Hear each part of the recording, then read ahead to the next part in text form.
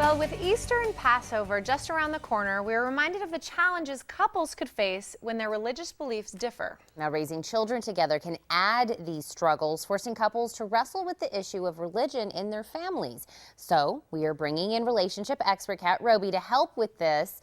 And Kat, we're not even just talking about maybe religious differences. There's even views that are different even within a religion. So there's so many different layers to this. That's why it's so important to talk about it. Yeah. Hopefully before a commitment. Yeah. That's for later. But yeah, there's differences within within religions, and then there's having one versus maybe not being sure, or definitely not having one, or what is spirituality versus church religion. I mean, so many variations for people. And then what I have kind of recognized, just in my own practice with people, is their experiences, for better or for worse, also color whatever that religion or spiritual belief is, because you have people say the word recovering Catholics.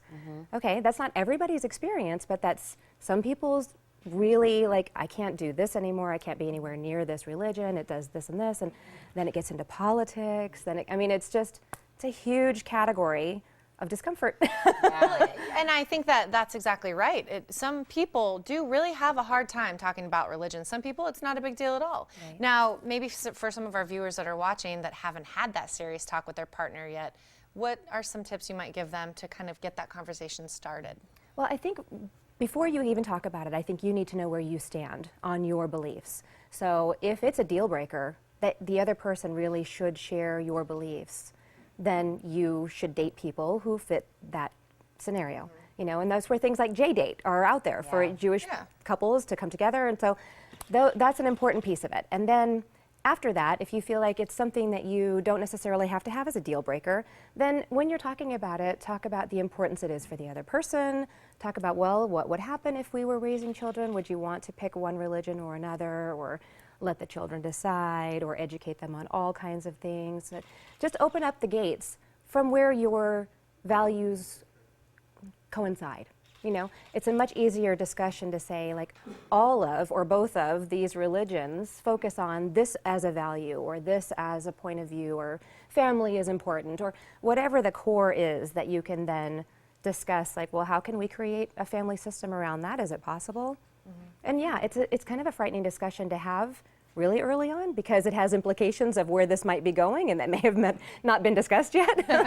But really, like I said, if it's an important issue for you, you need to speak about it sooner than later, because after the children or after the marriage is a much bumpier conversation. And when you're talking about a couple and conversations that they have, we may converse about finances, or we may converse about things, and that becomes a very couple personal thing. But when it comes to religion, I feel like extended family somehow has more of an influence on that amongst your immediate family. Yeah. How do you deal with, maybe you guys are okay with raising your children like this, but maybe in-laws aren't, or grandpa and grandma aren't? Right.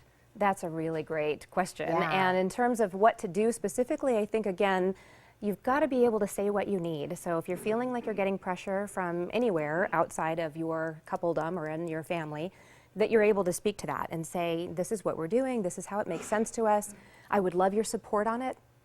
And maybe you get to a point where if they can't, then this can't continue to be a topic. Or, when they're at your house, you can celebrate how you like. When they're at our house and when you're with us at our house, it looks like this. We'd love to have you with us, but just being able to put some parameters around it that are comfortable for everybody. I think that's really great advice, and important advice, too, being in a relationship. Now, I'm wondering, in your professional opinion, Kat, do you think it is possible to raise children in a household where maybe there are two different faiths? I've seen it. It's fantastic. I have good friends that celebrate Christmas and Hanukkah and Passover and Easter and mold them together and talk from their hearts, from their spirituality, and from their family experiences, and all kinds of ways that they bring their history to life in so many beautiful ways. And I think it's beautiful, because at the end of the day, what's important in their connection is love, is family, is connection, is some sort of greater connection to whatever it is that they believe in. So I really do think that it can be successful when both people are going in with an open mind and finding the core, that core thread that can be part of any of these good faith religions. So maybe if you are in a serious relationship. Don't get discouraged if you don't agree on religion, because there might be a way to do it. Absolutely. That's great. It's great to hear, because I mean, it's, you know, there's so many different viewpoints in this country, and I think it's really important to say that out loud, that it is okay to have different opinions and different faiths. Definitely. So thank you. I think this was a really great topic today. Thank you. Kat, thank you so much.